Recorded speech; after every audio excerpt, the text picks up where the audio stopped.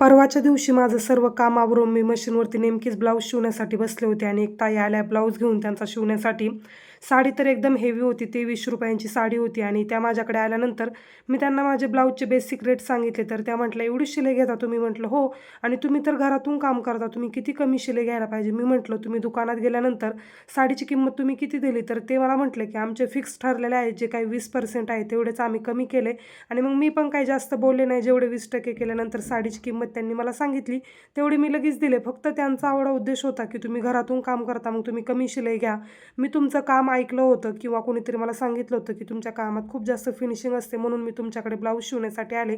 म्हटलं, तिथं जसं तुम्हाला कळलं, की ते 20%च डिस्काउंट आहे, यापेक्षा आपल्याला जास्त काही डिस्काउंट भेटणार नाही. तिथे तुम्ही लगेच पैसे देऊन मोकळे झाला आणि इथे येऊन मला सांगता, की घरातून काम करता म्हटल्यावरती तुम्हाला इथे काही रेंट वगैरे द्यायचं नाही. त्यामुळे तुम्ही फक्त ₹150 ते ₹200 शिलाई घ्या. तर हीच लोकांची मेंटॅलिटी अजूनपर्यंत माझ्या काही लक्षात आली